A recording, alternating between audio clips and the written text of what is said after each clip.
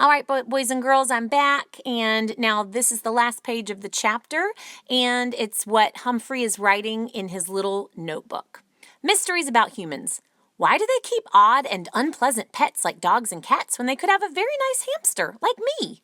Why do they throw bits of leftover food away when they could store it like I do, in my bedding or in my cheek pouch? Where are humans' cheek pouches? Why do humans laugh when they talk about poo? Especially my poo.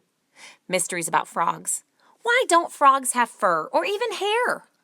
Why can't frogs act just a little bit more like hamsters? I wasn't sure those mysteries would ever be solved.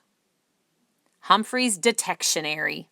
Get it? Instead of dictionary, detectionary.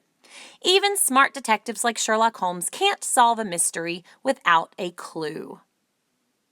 So, boys and girls, that's the end of our first chapter.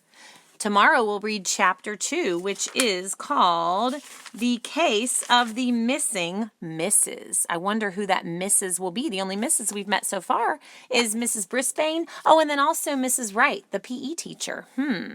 I wonder if it will involve one of them.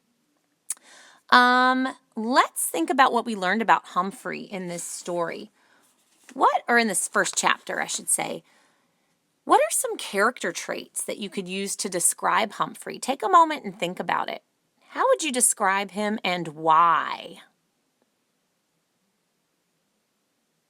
I would definitely describe Humphrey as curious. Were any of you thinking of the word curious? In order to be a detective, you have to be pretty curious. You want to find out more about mysteries, right? You're interested enough to find out more and to look for clues, so you have to be curious. That's probably the first word that came to my mind when I thought about character traits that would describe Humphrey. And the reason is because he loves to solve mysteries. Also, we know that he asks a lot of questions. We can see them on that final page, the questions that he wrote in his notebook. You may have thought of a different character trait, which is okay. Remember, as long as you have evidence to back it up. There's lots of different words we could use to describe Humphrey, as long as you have evidence. All right, so boys and girls, tomorrow we'll read on with chapter 2. I'm just flipping back to show you the questions one more time. Look over your questions and see if you can answer any of them from reading chapter 1 today. Remember, you can write them on notebook paper if you don't have this printout.